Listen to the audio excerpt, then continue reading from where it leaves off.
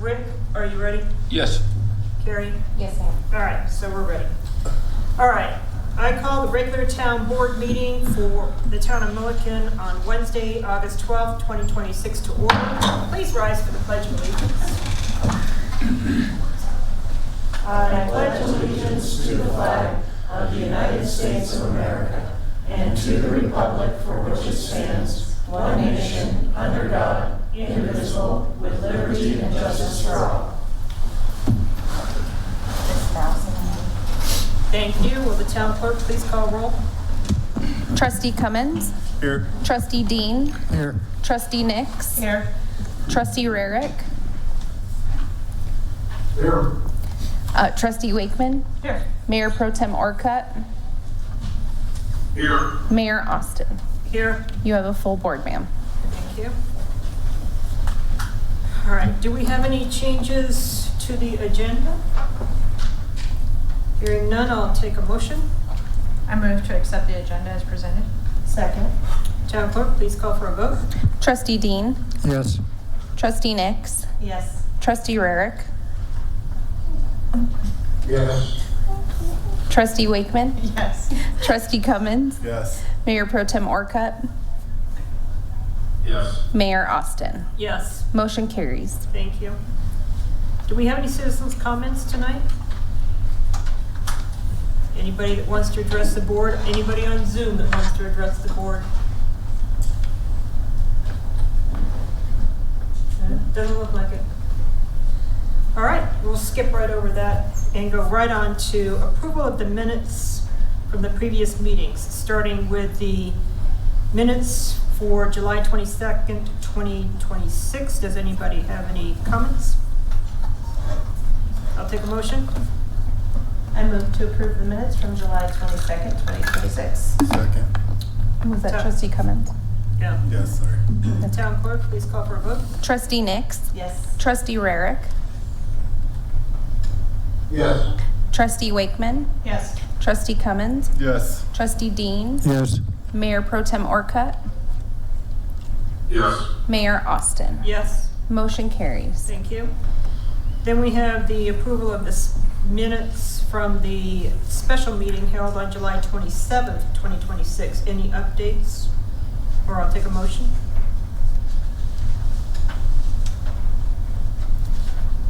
I move to approve the minutes as presented.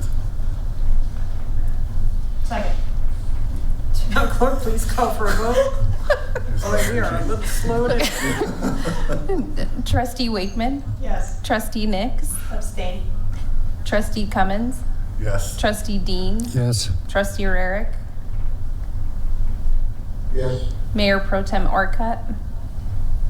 Yes. Mayor Austin. Yes, Motion carries. thank you. Next up is the town administrator's report. Interim town administrator Stephen Krolchek. Good evening, Mayor and trustees. Tonight I'd like to first start my report expressing my gratitude for each and every Milliken Festival committee member, town staff, board member, volunteers, and especially all the voluntold family members for all their dedication and effort that everyone demonstrated here in this year's Beef and Bean Day with supporting one another and their wonderful community. Beef and Bean Day was a tremendous success this past weekend. That success is only made possible by the numerous meetings, countless hours of planning and preparation, and the hard work everyone invested over the last 5 months, and the week leading up to the event, and on Saturday, of course, itself. The day started out with a wonderful pancake breakfast held by FRFR. We had a parade with over 40 floats and groups. We had 75 plus vendors and food trucks, multiple competitions from cornhole, kids cube, sourdough, and of course, beans. We had all kinds of entertainment throughout the day. We had our own hosted car show, which is new this year. We had live band, we had multiple DJs, glow party, beer garden, and it all wrapped up with a beautiful fireworks show at the end of the night. And then we did provide free dinner to all residents and attendees who did show up, and we're looking at over 425 meals that were served that night. So I want to say congratulations to everybody. A lot of hard work went in, and for a very nice, successful day. So I really appreciate everybody that came out there and supported it. And Staff and the Milliken Festival Committee is already planning on the next event, so stay tuned and we'll have some information out for that. It will be in October, by the way. All right, moving on to some of the department stuff. I promise I'll make this one short. I know I say it every time, but we'll keep this one a little brief here. The Little Thompson River Project, we sent the grade checkpoints over to Icon, and for the no raise certification, we're waiting for that information to come back. As far as the equipment storage building, electrical rough and gas connections were started this week. So looking to finish that up at the end of the month, and that thing will be ready to rock and roll. It's looking good right now. I'll get some pictures out here in this next one. TAP grant, we're waiting for the pre-construction meeting with CDOT.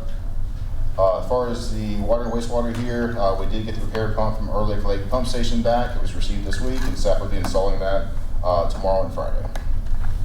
The Oyster well controls and column pipe that we mentioned last time have been repaired and completed. Metron meter project. As you know, we've been working on that now for the last little over 3 months here. Staff is working to install the remaining meters. We're sitting at about 99% completion, so we were very close to getting this project done. All of UB and finance staff has been working on the meter changeouts and reads into our ERP. And then we've also had training this week with water and utility billing over the Water Scope program. It's a new app that the new smart meters will be working off of. Stay tuned for information on that. We're looking at that going on about September. So we'll work on communication out to the public and residents to make sure everybody knows about it, how to get signed up for it, and some of the benefits for it. Some of the youth programs that's going on, the feeding program did conclude in August 6th. They distributed about 2,700 grab and go lunches over the period.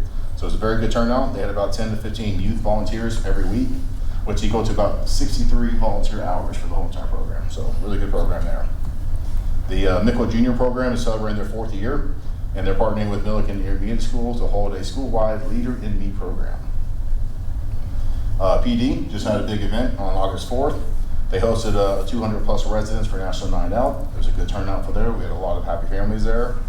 And PD also participated in a joint project with CSP regarding semi-truck loads. They did about 22 truck inspections and right here off of Highway 60, and they issued about 4 citations for it. The full PD report is in the packet. And that is my whole report tonight. If you have any questions, let me know. Questions from the board? I just want to say thank you to everybody that planned and coordinated and worked and did everything for Beef and Bean Day. It was amazing. It was beautiful, and I appreciate every single person that put their hard work in. I'd like to echo that sentiment. The weather did not cooperate, as we know. It was hot, very hot. So I felt for all the volunteers out there. So a lot of them appreciated the water, the ice water that was handed out. I did see a lot of collaboration and participation out there, so I thought it was a good event overall. And it was the first time that I actually got to see the parade. Sit and watch the rest of it. I usually never see the parade, so the parade was fabulous. I believe I did do a social media post as well to celebrate everybody. So, any other questions, comments? This was the minimal time we had. That it was as seamless seeming as it was. And just to appreciate everybody putting their input to do the other things happen. So thank you, Jeff, for them. Really appreciate it. You said good job. Wasn't quite sure what to say about that presentation. All righty. Thank you to everyone. So, all right, we have nothing on our consent agenda, so we're moving on to the action agenda. First item is the town administrator contract, presenting as Matthew Gould, town attorney. Thank you, Mayor Austin. The item before you is approval of the proposed town administrator employment agreement. This is reflects culmination of a lot of work by a lot of people over the last several months. The contract was negotiated with Mr. Brink and his attorney, and following the instructions provided by the board. And I think that's all there is to say, but I'm happy to answer any questions. Okay. Questions from the board, starting with trustee Wakeman, No questions. trustee Nix, No questions. trustee Rarick, No question. trustee Dean, No questions. trustee Cummings, No questions. Mayor Pro Tem Orcutt. No questions. Okay, we've reviewed this several times. I don't have any questions either. So if there's no further discussion, I will take a motion on the matter. I move to approve and authorize the mayor to sign the proposed town administrator employment agreement and deliver it to Mr. Greg Brink as an offer of employment with the condition that it be accepted, signed, and returned to the town attorney by August 17th, 2026. Second. Second. There's an echo. There's a little delay, but okay. Town clerk, please call for a vote. Trustee Rarick, Yes. trustee Wakeman, Yes. trustee Cummins, Yes. trustee Dean, Yes. trustee Nix, Yes. Mayor Pro Tem Orcutt, Yes. Mayor Austin. Yes, Motion carries. thank you. Next item on the agenda is the WESDJ Gathering LLC Pipeline Removal Agreement. Presenting will be John Rabus, the Streets and Facilities Director.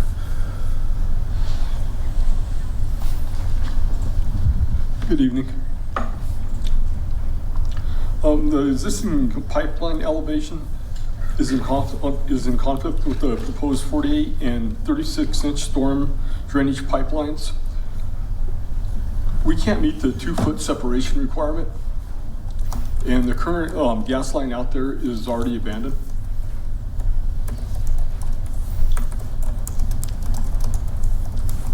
And the only thing we can do would be to lower our existing pipes to meet that 2-foot requirement, but that's what's actually put us in this predicament to begin with. The pipes would be inside Ehrlich Lake, underwater.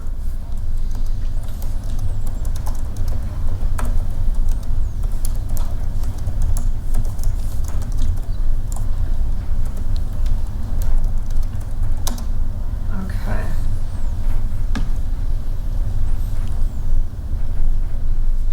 All right, questions from the board, starting with trustee Rarick. No question at this time. Trustee Dean, No questions. trustee Cummings, No questions. trustee Nix, No questions. trustee Wakeman. Almost made it.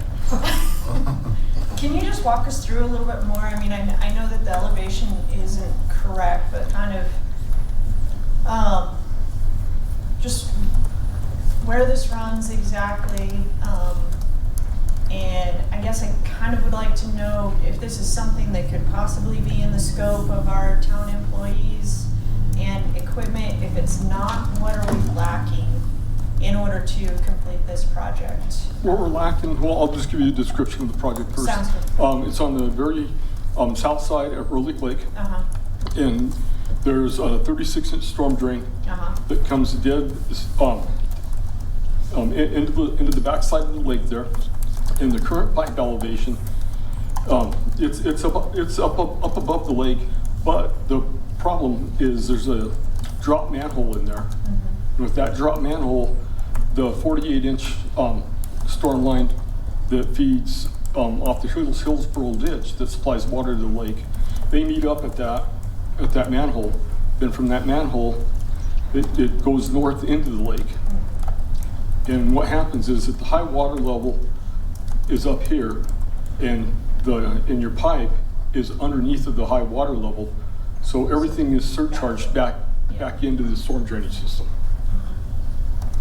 And as far as we would need to do a project like this, we'd need to rent at least a 200 to 300 series excavator. Shoring, we'd have to rent shoring.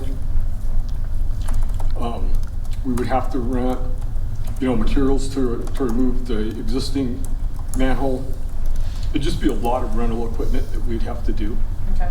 And for the cost, for the bid that we got, truthfully, I don't think that we could probably rent their equipment and staff time. Okay. Okay, good to know. I just want to have an understanding of, you know, why we're contracting out versus using our employees in-house. And like I said, where those gaps are, what we're lacking, and just, you know, that the thought process behind why this is the better way to go. Yeah, probably the most expensive thing would be the excavator, and then to have all the shoring and all the other equipment that comes along with it in order to set the manholes and to remove them. Sure. And I did have a question, maybe this is for Matt, that this, it looked to me like the contract says that we paid the $35,000 up front before they start work. And I just have a little concern if we feel confident that that the work is completed as needed, that they have all their money before, and obviously it's open to if they need additional money. Kind of just that we feel comfortable with that, because to be honest, I don't, if I'm reading it right. I think some of the language that provided for additional costs actually was taken out. Another issue that we addressed in reviewing this contract was that there were some pretty extensive indemnification provisions, and they yielded on those, and that was honestly my biggest concern. So paying up front, you know, if we're comfortable with the contractor, they still have the obligation to complete the work. Okay, we feel confident we can hold them to that. Yes. Okay. We worked with Western Midstream on the Quintine project. Okay.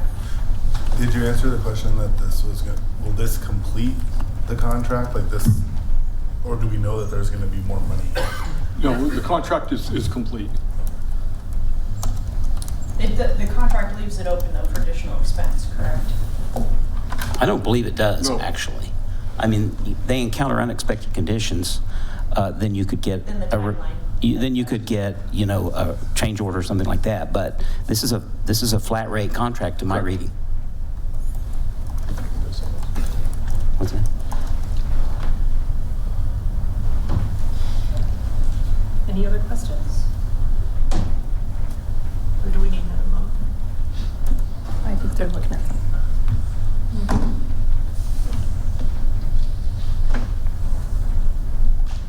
Did you need any more time? She was asking. Oh, I'm sorry.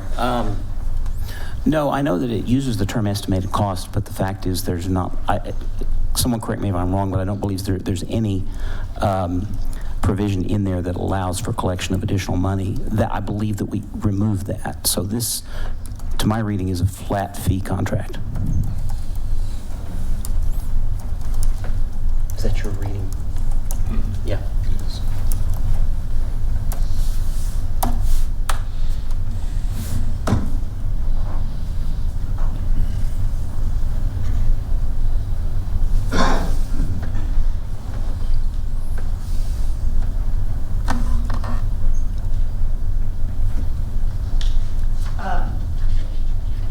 That's all the questions I have. I guess I just, doesn't quite alleviate my concern.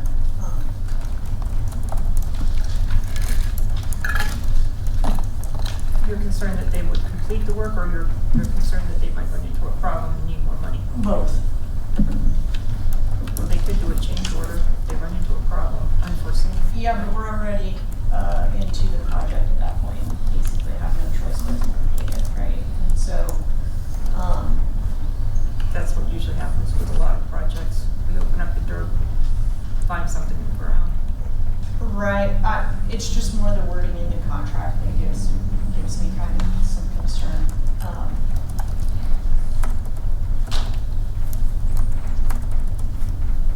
I mean, project costs on or before 14 days following the effective date, payer shall remit payment to WES of WES's estimated total cost of completing the project of $35,000.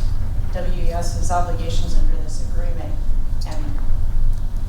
and the 120-day timeline shall not commence until WES receives from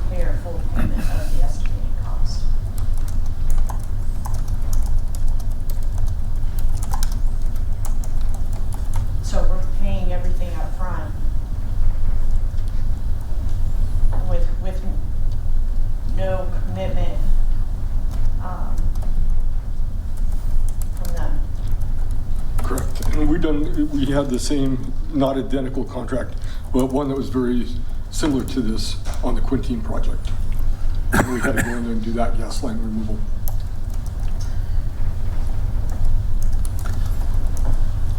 I mean, we could certainly propose further revisions to this contract, but one of the concerns was we were trying to get this done pretty fast, because I think there's a need. Am I right about that, John? Correct. Yeah, there's a need to get this done. So we pulled out some of the worst stuff, and it may be concerning, but the reality is that construction contracts typically always come with the possibility of you encounter unexpected conditions. Sure. Yeah. Sure. I guess I just, it's concerning, so.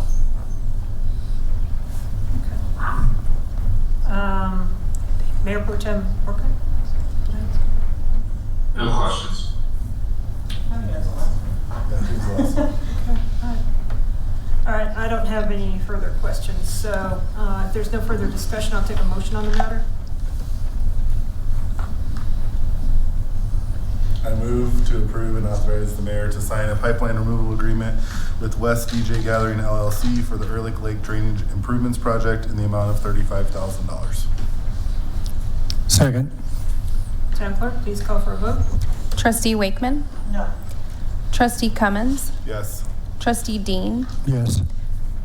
sorry, Trustee Nix, Yes. Trustee Rarick, Yes.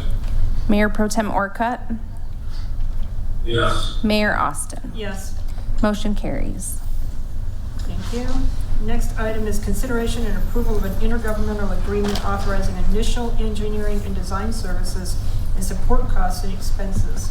Presenting is Don Stonebrink, Water Wastewater Director. Good evening, Mayor and Trustees.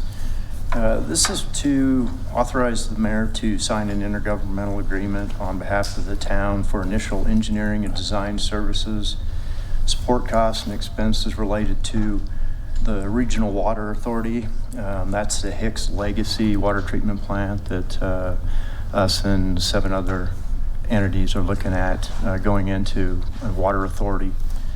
This is just the preliminary engineering to determine if our water is treatable. That's the Hillsborough, and then some of the other waters that other entities are bringing, and what kind of treatment that would require. That'll allow those entities and ourselves to decide if it's something that we can be part of, want to be part of. Questions from the board, Trustee Wakeman?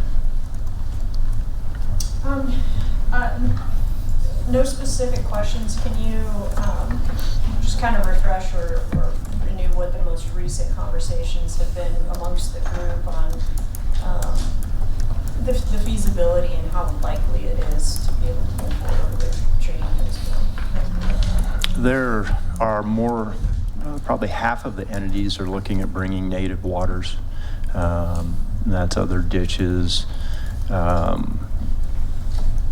The amount of resources that are involved, if they decide that our water can't be treated or some of these other ditches, then they're going to lose that support. So it's going to increase the cost for those other municipalities that do stay. So they're pretty motivated to figure this out. They are. There may be some pre-treatment that they're going to want prior to that treatment plant that may be involved. This just gets an idea of what waters we have out there. The main thing we'll be doing for the next probably 10 months to a year is they'll be doing a lot of water testing of all the different waters to look at what it's going to take to treat it. I mean, we've got some wells that are going to be more of the dissolved solids. We got surface waters, more of the organic stuff. So it's a mix. Any idea where the Hillsborough water falls within that mix from a pre-treatment standpoint? Not really. It's Over the years, the dairies and the farms along the Hillsborough ditch a lot of them have gone away. So water's a lot cleaner than it used to be. And it comes off the Big Thompson. So it's not that bad. Thank you. Mhm. Trustee Nix? We're going to be investing a lot of dollars into joining in this venture. And so just off the wall, how likely would it be better for our future to treat our own water? It's something that we'll look at. We have looked at. There's a lot involved in it. The main issue that we have with treating our own water is getting water to treat. Right now we have a lot of water shares, mainly CBT. The problem we have is a location of a water plant close to town and being able to pull that water to get to it. The Big Thompson, if we try to pull the amount of water it would take to serve the entire town, we've got people downstream that would have a big problem with it. If we use alluvial water, then we're back in the RO business like we have been in the past, and it's possible, but you always have that concentrate, that waste component that you have to deal with. So if you discharge it, you've got a lot of issues with Department of Health, the regulatory that you have to deal with. If you deep well inject it, it's a different, they're still regulatory. It's a little easier, but it's also a lot more expensive. Is it something that we can look at in the future when we have that Hillsborough Reservoir ready for operation and filled for storage? There's still not enough there. It's 900 acre feet is what that would be. Right now, we're looking at about 300 of it for the town. We use almost 1,000 acre feet a year. And the Hillsborough is seasonal. So you've got to also consider that that's part of it too. Thanks. Mm-hmm. Trustee Rarick, any questions? No, not at this time. Okay. Trustee Dean? I'm supportive of this, but I do have a couple of questions. Are there deliverables that we expect to receive out of this? What do you mean? What's the work product going to be at the end of the mission? So this part is, it's going to be the water testing. They'll evaluate all the waters. So at the end, we'll know which waters, depending on what treatment they decide to use, can be treated, if it's feasible. I mean, they may look at some of the native waters and say that they're just so hard to treat that it's not cost effective to do it. Or they may look at alluvial waters. That's going to include RO, and they don't want to do RO. So they're going to deliver a feasibility report. Basically back to the authority, yeah. And is there a time frame for this to be completed? They're talking right now, they were originally looking at the beginning of the year. Jacobs Engineering is the company that's going to be doing it. They're talking more like summer of next year. Is that just a guess, or is that a defined date? That's a guess. And mainly because they're looking at seasonal waters. You're looking at waters that need to be tested throughout the year because they change, especially native waters. And they're going to want to cover all the bases on that treatment to make sure that when they're done with the testing and the evaluating, that they have the right treatment for all those waters. I mean, you're talking about a lot of different kinds of waters being used at one treatment plant. It's a big deal. I understand. I just would like to have a definitive plan so that we know when it's done. Thank you.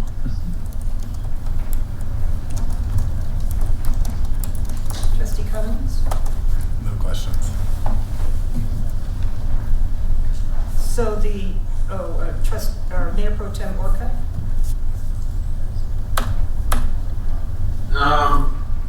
Hopefully you hear me well.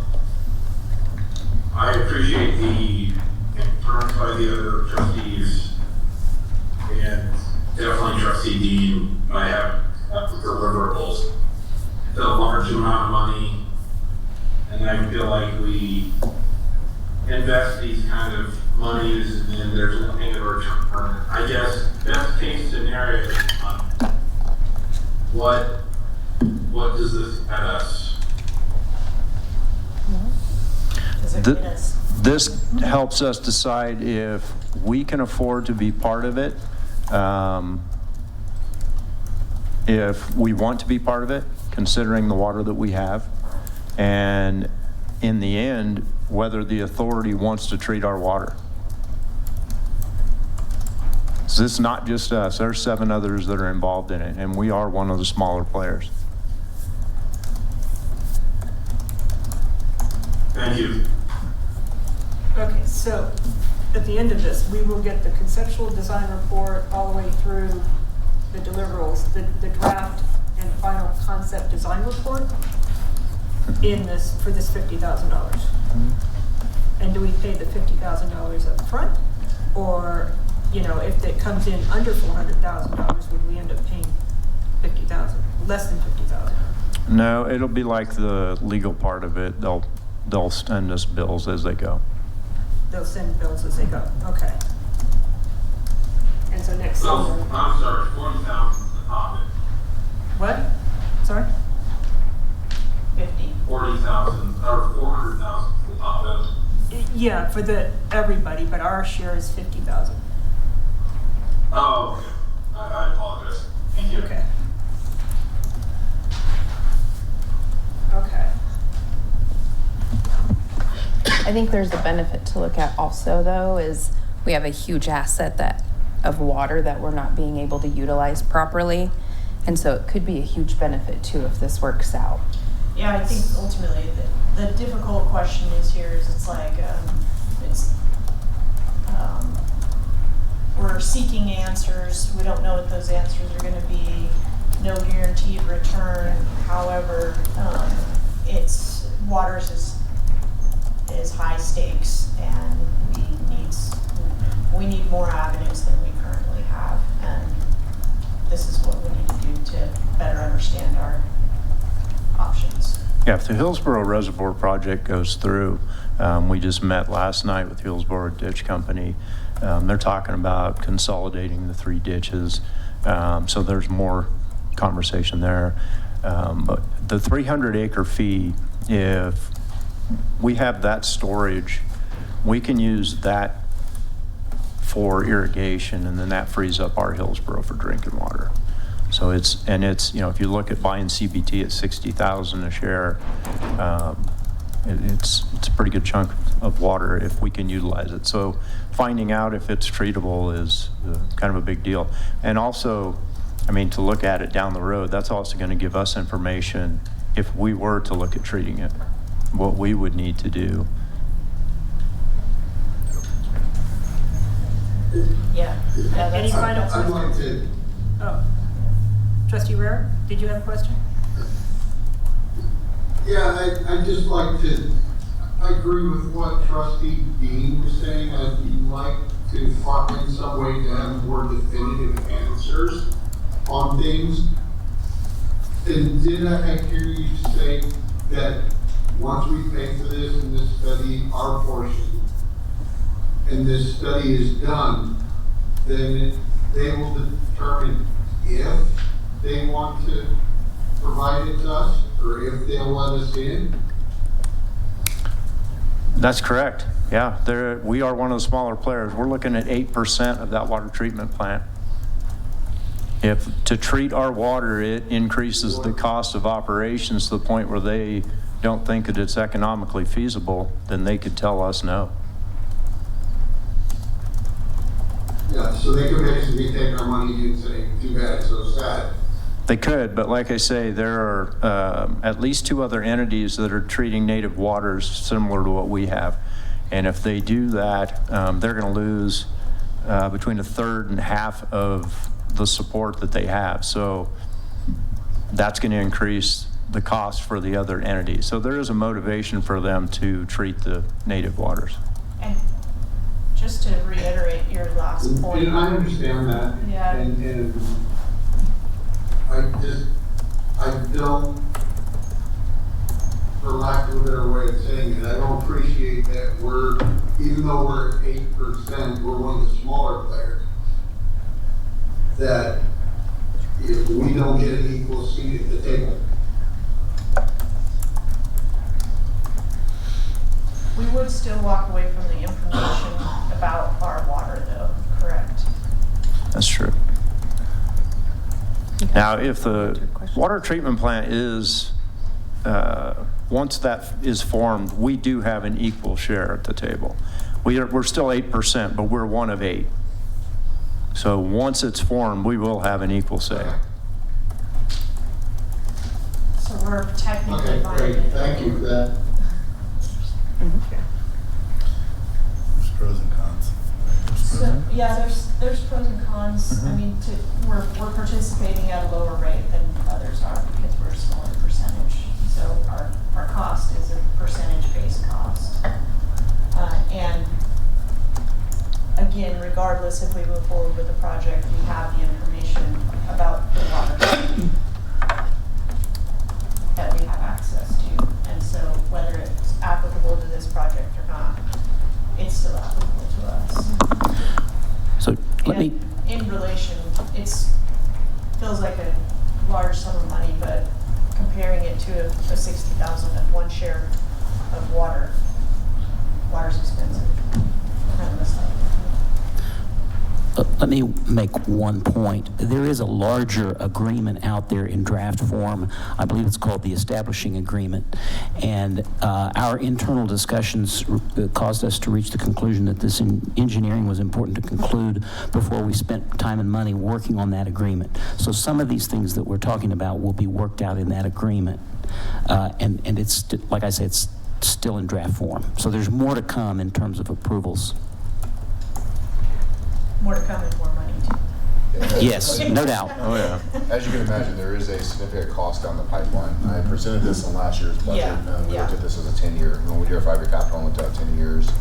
There is a significant cost, and we want to make sure that, I won't say it's a drop in the bucket, but when you're looking at a $12+ million project to get into this, it's simply a smaller amount to make sure, is it even going to benefit the town before we get involved that far into it. Yeah, yeah. Okay. Any further discussion from the board? Comments? Can you just, I mean, obviously, it's part of your job to report back to us, but I think just to Trustee Dean's point that obviously we're gonna track but as soon as you have some sort of timeline or anything like that, certainly I think. Yeah, the next meeting, they didn't have one this month because they're still waiting for people to get the agreement signed. But when the next meeting, they're going to actually have Jacobs there, and they should have a better idea. Okay. All right, if there's no further discussion, I'll take a motion on the matter. I move to approve and authorize the mayor to sign the intergovernmental agreement for the initial engineering and design services, support costs and expenses related to possible regional water authority formation. Second. Town clerk, please call for a vote. Trustee Cummins? Yes. Trustee Dean? Yes. Trustee Nix? Yes. Trustee Rarick? Yes. Trustee Wakeman? Yes. Mayor Pro Tem Orcutt? Yes. Mayor Austin? Yes. Motion carries. Thank you. All right. Next item is the consideration and adoption of resolution number 2026-30, appointment to the Planning Commission. Presenting is Carrie Reinbarger, Town Clerk.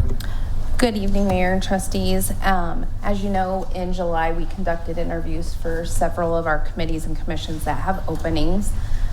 This opening is due to Commissioner Engelbert not wanting to do another 4-year term, so it's the end of her term. So it's not a vacancy by resignation, and now an open seat. We did have 2 candidates that had applied for it the second you were going to interview this evening, but they did withdraw their application. So this is just for your consideration if you would like to appoint the person you interviewed, Mr. Derek Lucero, or how you would like to proceed. Questions from the board? Trustee Rarick?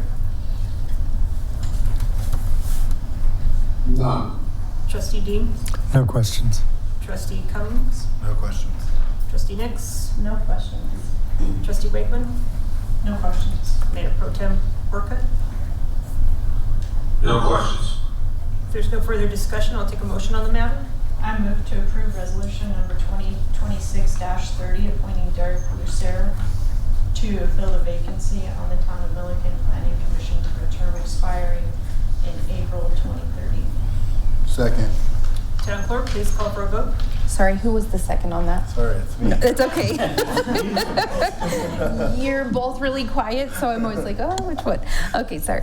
Trustee Dean? Yes. Trustee Nix? Yes, with just stating that his name is spelled incorrectly. I'll fix that. Oh, in the motion? Yeah. Okay, sorry. My It bad. should have an O on the end. That's why I stumbled a little bit. I was like, that's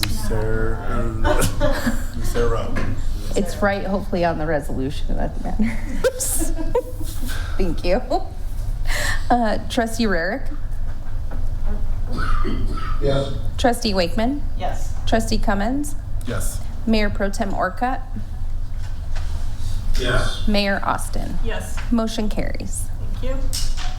Next item is consideration and adoption of resolution number 2026-31, Community Justice Council appointment, presenting as Carrie Reinberger, Town Clerk.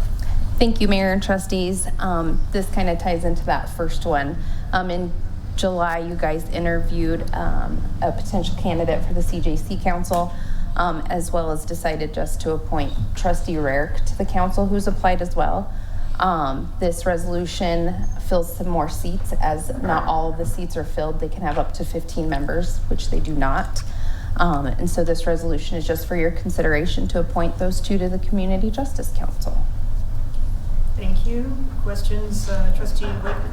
No questions. Trustee Nix? No questions. Trustee Cummings? No questions. Trustee Dean? No questions. Trustee Rarick? None. Mayor Pro Tem Orcutt? None. I don't either. I'll take a motion on the matter. Stop laughing, Mr. Trustee Rarick. I move to approve resolution number 2026-31, appointing trustee Ricky Rarick and Kathy Weinmeister to fill two of the open seats on the Community Justice Council for terms expiring on August 12, 2028. Second. Town clerk, please call for a vote. Trustee Nix? Yes. Trustee Rarick? Yes. He abstained since he's on it. Does he have to? Okay. Sorry. I abstain. Okay. Trustee Wakeman? Yes. Trustee Cummins? Yes. Trustee Dean? Yes. Mayor Pro Tem Orcutt? Yes. Mayor Austin? Yes. Motion carries. Thank you. Last item on the action agenda is consideration and adoption of resolution number 2026-32, Housing Authority appointment, presenting as Carrie Reinberger, Town Clerk. Good evening again, Mayor and Trustees. This is the other interview you guys had at that July meeting. Stephanie, I always say it backwards, Watson Lewis applied for one of the vacancies on the Housing Authority, which is another committee that's nowhere near their full capacity. So this resolution is just for your consideration to appoint her to that council. Okay. Questions from the board? Trustee Rarick? Yes. No. Questions? No questions. I don't think he is. Trustee Dean, any questions? No questions. Trustee Cummings? No questions. Trustee Nix? None. Trustee Wakeman? No questions. Mayor Pro Tem Orcutt? Any questions? No questions. I don't either. So therefore, we will take a motion on the matter. I move to approve resolution number 2026-32, appointing Stephanie Watson Lewis to fill the open seat on the Milliken Housing Authority Board of Commissioners. Second. Town clerk, please call for a vote. Trustee Rarick, Yes. Trustee Wakeman, Yes. Trustee Cummins, Yes. Trustee Dean, Yes. Trustee Nix, Yes.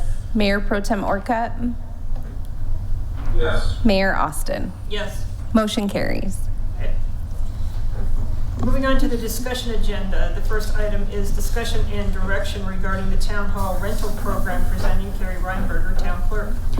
Good evening, Mayor and trustees. Tonight I wanted to discuss with you your thoughts on continuing to rent out town hall to public. We have different rates for different members, whether you're a resident, an organization, a business. Some of the issues we're running into is when we look at it from a financial standpoint, the town's losing money on these rentals. We either have to pay staff overtime, and the $35 to $60 an hour, plus utilities, plus sometimes there's other issues where we have additional cleaning. So we just wanted to bring to you, and I did in your memo, some of my concerns with continuing the program, and just get your feedback on your thoughts, and how you would like staff to proceed. Leave it as is, not an issue. At one point in time, we did have just a staff member we had hired to be a facility person, so we weren't paying staff overtime. Unfortunately, that person was a no-show, no-call for several months. And so staff has been doing the backfill.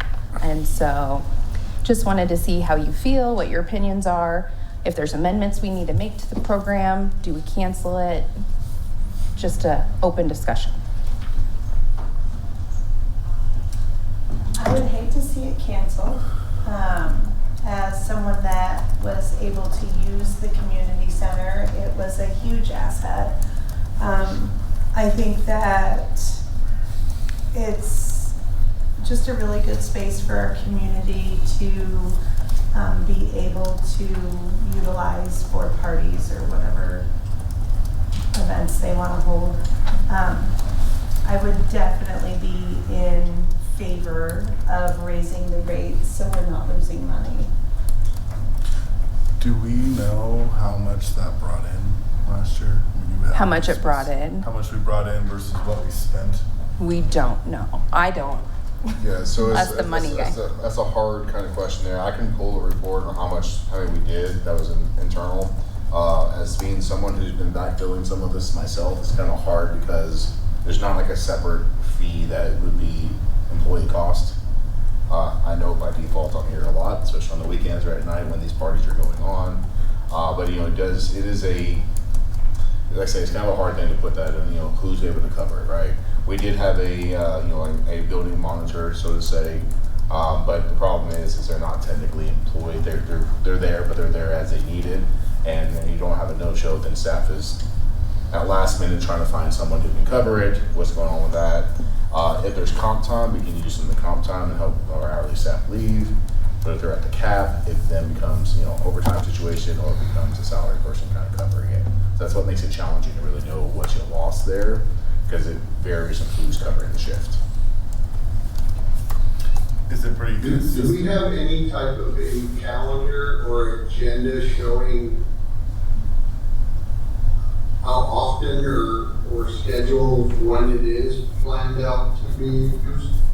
Yes, we do all of our reservations online, so anytime the room is rented, it's on a public calendar as well as a staff version of that. So you can look at that. It's really hit or miss. Graduation time is a huge time. The holidays, people always want to rent town hall on Christmas and on Thanksgiving, so then you have staff coming into work, so then they're losing their holiday pay. So there's just a lot, it really is year to year, Ricky. Honestly, our staff utilizes it probably more than the public. And when the staff member, there's no cost except utilities. When the staff uses it, what? I don't know if we do or don't, you can enlighten me on this. Do we have any type of a staff requirement for volunteerism? For a volunteer, no. When it comes to volunteer, usually it's a salary employee who's just here to pick up and help where we need to. Sometimes she'll have, HOA meetings that need to be in there, more important meetings outside of a party that, we're there to help the community out. Not so much when there's be someone like myself who working on auditor budgets and over on Saturday and you have a, kids party there when you have kids just running down the halls and stuff. And it's a little bit different setup for different parties or different things that are set up for there. So if it's staff, usually staff takes care of it. They clean up after themselves. They have their own code. They can get in and out. And they can't charge their time to the town. Correct. And they don't charge the time, so they take care of everything there. It's really because obviously the building's closed. When these parties happen, it's usually always after hours or it's on the weekend when, the offices are closed. So someone has to be there to make sure the doors are open for them. If there's anything issue with the AC or any issues that they need, or we have to open the kitchen up so they can use the kitchen and different things like that requires staff time to kind of help in between. So it really varies between every different party and every different event there. So I would say. Okay, yeah, no, the only reason I ask is, my day job, they implemented, and I'm not saying we should do it, they implemented it all, each full-time employee is required to do 3 volunteer events throughout the year. So I was just wondering if we had some type of thing like that. We don't. No, I think it's a great amenity. However, it definitely has some drawbacks that I've seen over the years. One, we do need to find a monitor and possibly a backup monitor that will monitor what's going on. Staff has come in to work on Monday morning and found some very unattractive surprises that are just not appropriate. And so without proper monitoring, that's an issue. I agree we should raise the rates so it covers having somebody come in for that and really monitor what's going on. We've had our cloth chairs with frosting all over them and footprints on them. It's not a recreation center or a jungle gym. It's a party room. We should have maintain some sort of order in there. So I do think it's a great amenity, but at the rate it's going, we do need to do something to make it better for the employees. Do we ask for a deposit? Yeah. On top of the hourly rate? So there is a deposit. We don't cash it unless there's damage. Part of concerns we had with previous monitors were things weren't being documented right and things were being signed off that it was approved and cleaned, and we would come in and find it not. So it's either can we get somebody in that just does monitoring, but my problem is who wants to work for as needed, we don't know what weekends you're gonna have to work kind of basis. So there's just some hurdles to overcome, which I think we can figure it out. I just would be really good to know what you There guys should want us also to do. be some blackout dates where it's not available to rent, where There are some when we do, especially if it's some staffs that we have. But the other issue too is usually these are on a Sunday or a Saturday, and we have seniors in there open on Monday. So we want to take care of our seniors. This is their chairs, this is their room that they do all their events at, host the meals and do everything. So it's a very short turnaround. If something is wrong and staff didn't catch it or find out, hey, I need a cleaning crew here first thing on Sunday or Monday morning before the seniors get there, it becomes more of an issue with that. And like I said, this is a senior centers. I think priority-wise, that's really their room, right? This is what this is designed there for, what we have it for. So when it inconveniences them, it does snowball into a little bit of a situation where we're trying to take care of it as best we can. I do think, I certainly understand the concerns and challenges from a staffing standpoint, and those are valid, absolutely. I do think that this is a huge amenity for our public. We don't have very many meeting spaces in town that are available, and it is our quote-unquote community building, which means the community is welcome and they own the building. And so even when we operate at a deficit to what we're charging per hour, that's taxpayer funded. The taxpayers are paying for the use of the building that.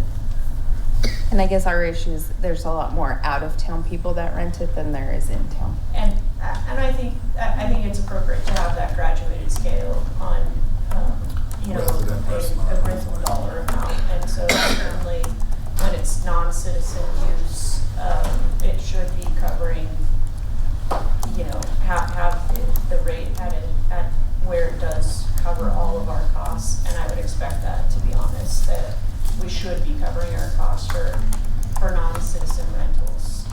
I do think that citizen rentals, there we have a little bit of more leeway there to provide the amenity for our public. If you want, I can come back with some. I agree with the option 5, the hybrid model. And then with Mindy, with the graduating rate for citizens or tax-paying citizens in Milliken, it's a good, option for our citizens that have to do it, but we don't want to wreck ourselves doing it, and the staff having to maintain it. So some sort of hybrid, I think, is appropriate. I do think that we should potentially, I'm not sure what the deposit is, but if it's not something that is a little scary, I feel like maybe that's an option that we can increase that deposit amount to where it makes it worthwhile to be sure things are kept in order. Well, and I think that's one hard thing for us that we haven't been able to track because the monitors were signing off everything was good. Sure. So then in the end, we ended up having to pay for the extra cleaning, the extra things. Yeah. So getting somebody in there to monitor, or whether it's staff or whatever you guys decide, having somebody make sure that's being done properly is huge. Yeah. Well, maybe, I don't know if we can, require the participants to provide before and after pictures of this is how they entered the room and this is how they exited the room, Or deposit comes back within a certain business day or something, that they can't get a deposit back right away. I assume that there are some other community facilities available. TRPR. So TRPR does rent their facility as well as Mad Russian for a lot more. Are they a lot more? That was that's where I was going. And then we did reach out to Johnstown too, just to ask what they do. They rent their old senior center out, not their town hall. And it's kind of on you pick up a key and then their parks on call or whoever's on call goes in and helps with the cleaning since they're on weekends. But there's no monitor there during the party. I might suggest that there might be a tiered system, not only for resident versus non-resident, but also for businesses. And we do have that in play right now, yes, sir. And also based on the number expected attendance as a tier. Okay. Just thought, I think it's important to have the community facility. I think we should recover our costs at a minimum, even with residents. But beyond that, as long as we're competitive with other organizations, whatever the market will bear, especially for larger events or businesses. Okay. Yeah, I agree with Nick on those things. And I think we need to look at it in regard that we need to be competitive to get that business to come there, businesses and parties and things to come there because we are affordable. I just don't want to make sure that we don't overprice ourselves out of the market for Milliken. Okay. Maybe just one other side note to take into consideration is considering nonprofit versus. And We do. Yeah. Nonprofit right now is $20 an hour. So we do have a different price. It's our tier structure that, as Trustee Dean was talking about, we have a nonprofit, we have a non-resident, we have a resident, and we always have deposits for those. And then if they have alcohol, that's a whole nother cost. We have to have an officer on site as well. Sure. And those costs we have been able to compare, and we did just adjust those. And we'll continue to look at that year to year with Benny based on salaries and what it costs to recover the police officers. But I don't think we've been the best at making sure our costs to rent the facility are keeping up with the times and the cost for water and electricity and staff time. So that's why we wanted to bring it to your attention and let you know we're losing money on this. And what do you want us to do? Has it been a long time since you've had to find a room monitor? I mean, how long was that position filled with the same person? So we officially let her Beginning of the year, wasn't it? go halfway through this year. Okay.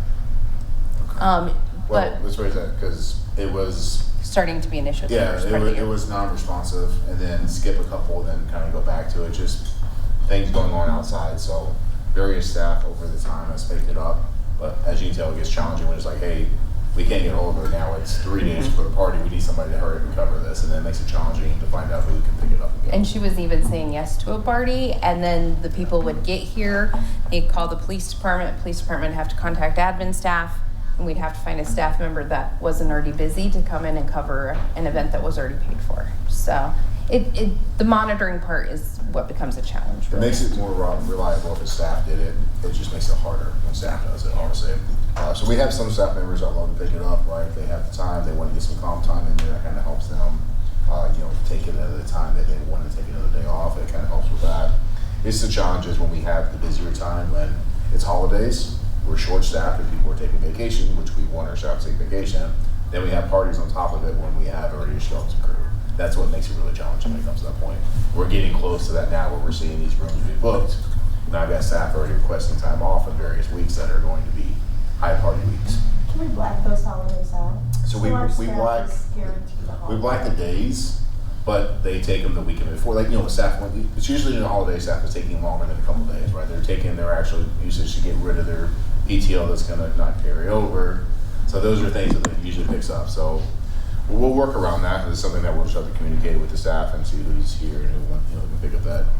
But it made it challenging when we had like I said, just the non-reliable when someone is like, hey, I might be here this month, I might not be, and it's really real challenging. And disappear, no contact. I mean, we got to the point where we did a welfare check on her just because we were concerned. So it wasn't like we, it was a concern overall. I'd volunteer BJ to come in on an emergency basis. Well, I'm not gonna lie, it was always Ashley that covered us when she worked here. She'd be like, I'm running to town hall. Hey, Ashley, what you doing these holidays? I was like, I have a good hall monitor right over there. Shower, Let's make a motion. Is that for free You or? might do it if you put American, Oh, yeah. you might do it. Need to shout out. So thank you for the feedback. We'll take all the notes into consideration and come back with you with a more proposed plan with some possible fee increases and go from there. And none of these are for the parks. We're perfectly fine with the way the parks are going. We had coverage and those are fine. Like I said, it's mostly just the indoor because someone has to physically be there, open the doors up, be there the whole time they're there. So, thank you very much. Thank you. Thank you for bringing this to our attention. You're welcome. Okay, next item on the discussion agenda is direction regarding Highway 257 noise complaint, presenting as Stephen Kolchak, interim town administrator.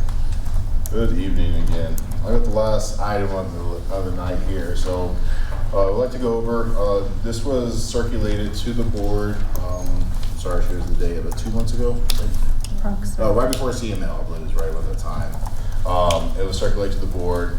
There was a petition that was done for the Mad Russian, the states there, Mad Russian, and kind of a long 257, and talking about the noise, the issues with the, requesting a sound barrier for the noise for the trucks and for the heavy traffic that's been there more recently. And then you also saw in the breeze, there was an article in there that reached out to CDOT. Town staff was not reached out to during this, so we did not have the chance to put information on there, but CDOT was, and they got us some information on the resident and CDOT. So wanted to kind of bring this back to the board's attention.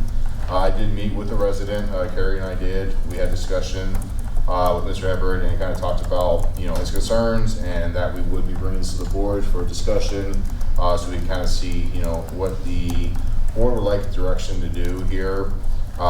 This has a little bit of history here.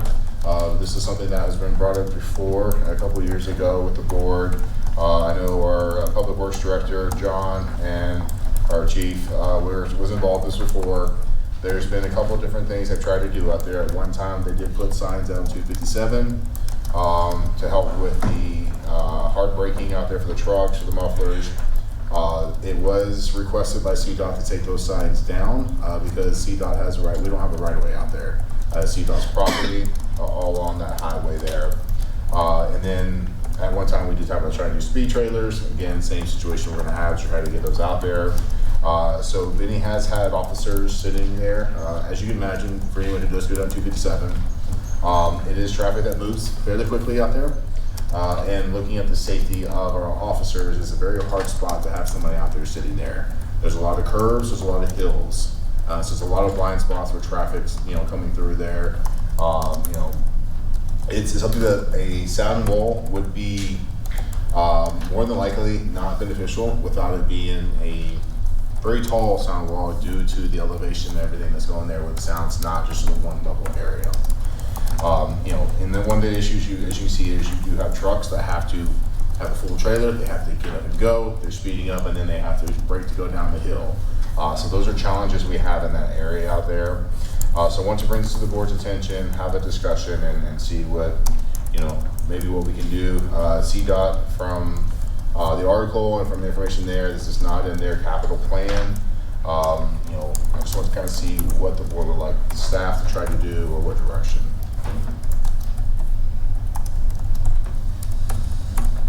I'll start this off.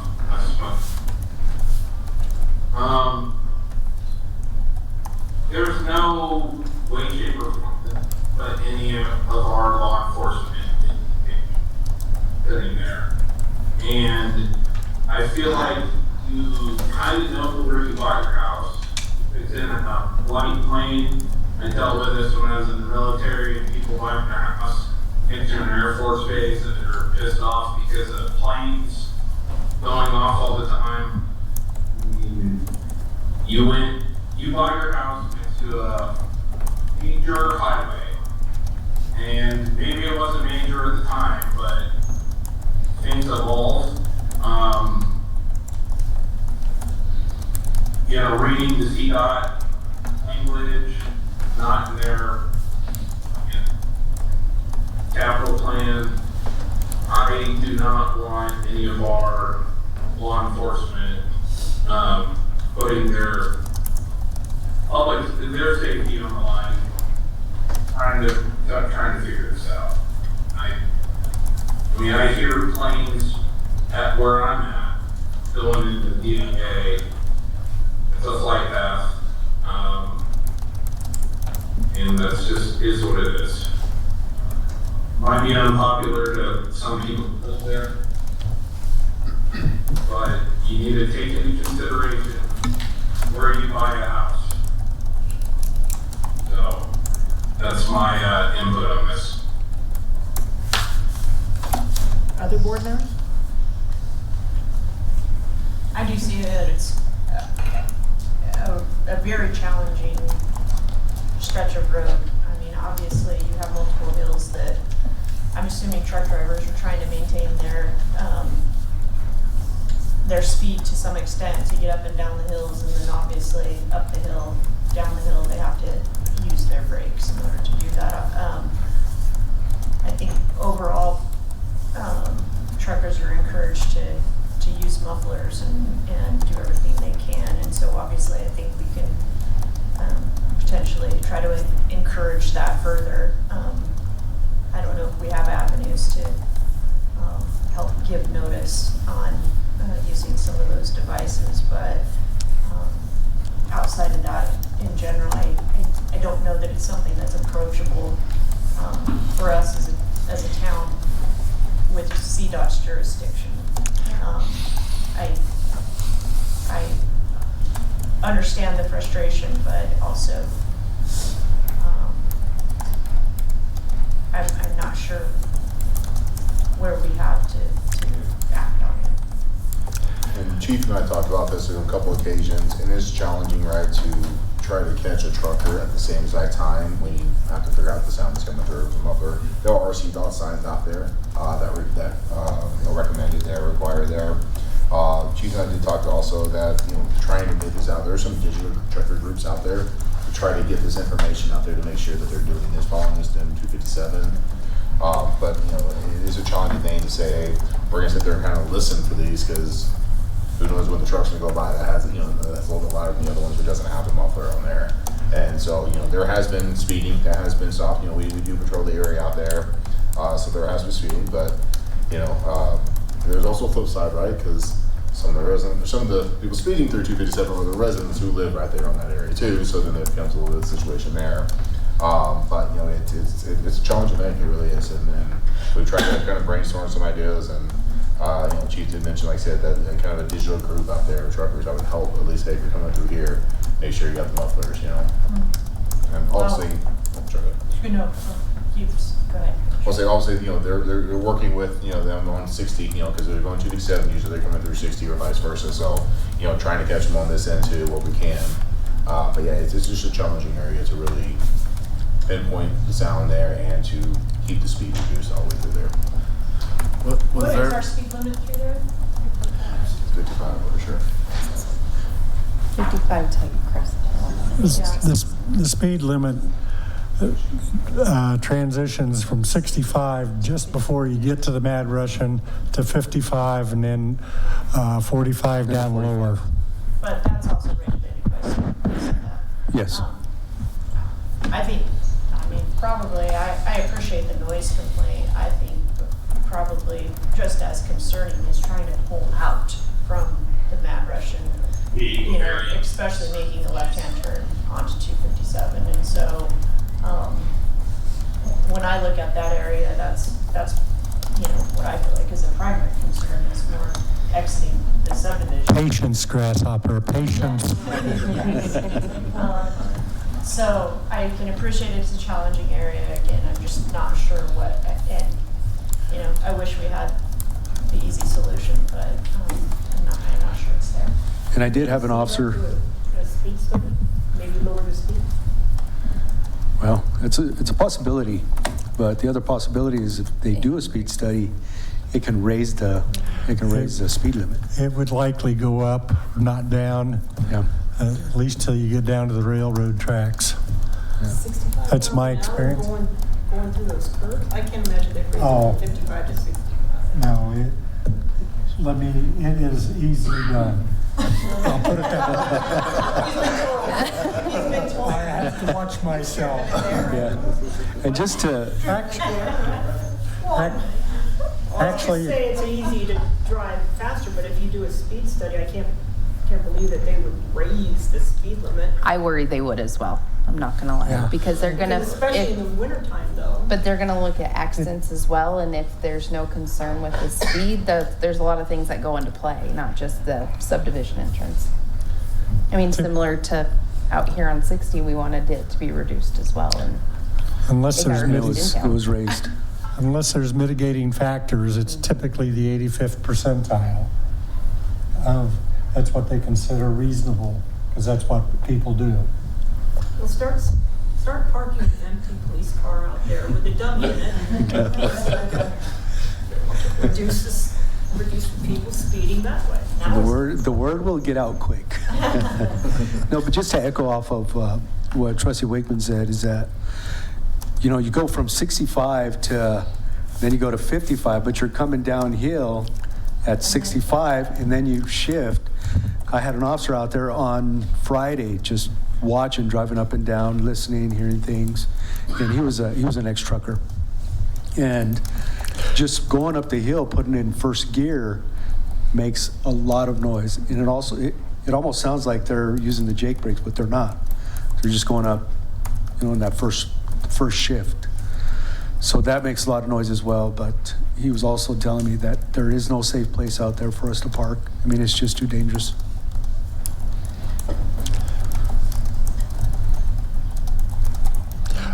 I appreciate the concern.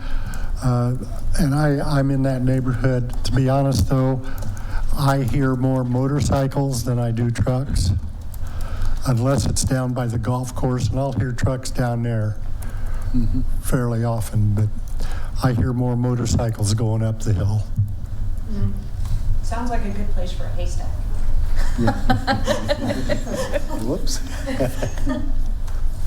It's a good solution, right? I like it. Maybe some tree plantings. Yeah, maybe some trees get pulled, but I do think that maybe falls with the HOA or the homeowner to try to do some mitigation on their part.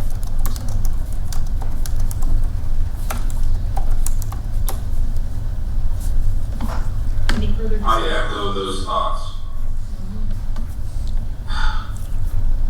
And I concur with the chief. Having spent years in law enforcement and on that stretch of road, as we get into winter, it would be detrimental to expect an officer to be out there enforcing speed. And the only thing that I would see that would cause CDOT to even consider changing or doing any upgrades is if they're gonna expand that road.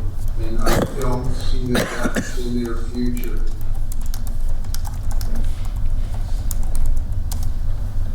Was there a response ever to this? I mean, did CDOT say anything back? Or? In the breeze, there was, they mentioned some things in there. Because, everything that we saw was from Mark Everett, and he said that he came and spoke with the board, but I don't ever remember hearing him come and speaking with us. But is it just this one person? Has he gone to his neighbors? Have you heard anything? Like, has he? Because maybe if they do it together and go to They had a CDOT. petition, and they had many signatures on their petition from the neighborhood. And they took that to CDOT. I believe so. Yes. Well, yeah, that's what's in front of you right now. Those are the If you scroll, I saw those. Yeah, it was in your Oh, it's packet. down, I see it. I only That scrolled one's to the getting thank really you. good. Is there anything we can do to help them with their petition to CDOT? Yeah, I can mean, we lean on CDOT?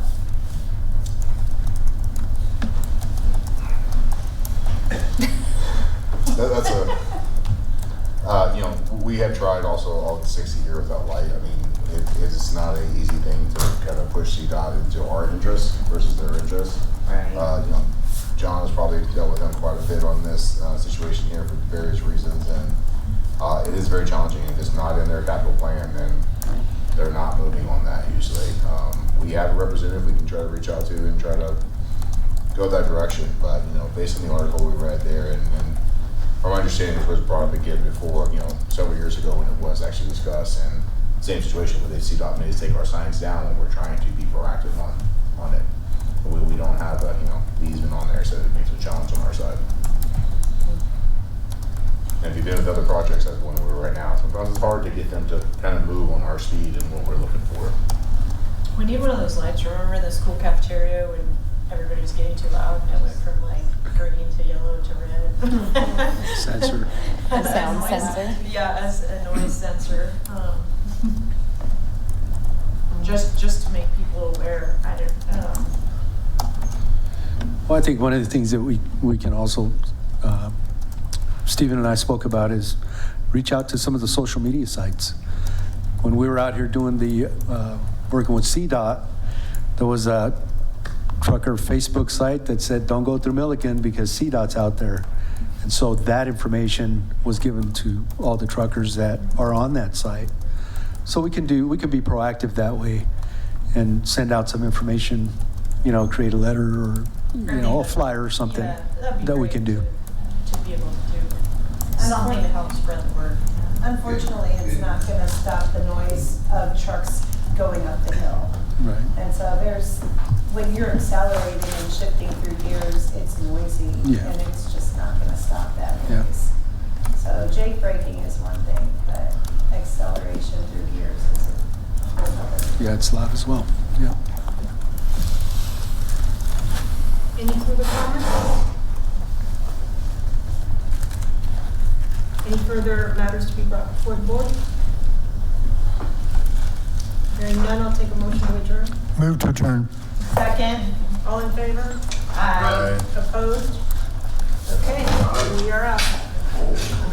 There you go.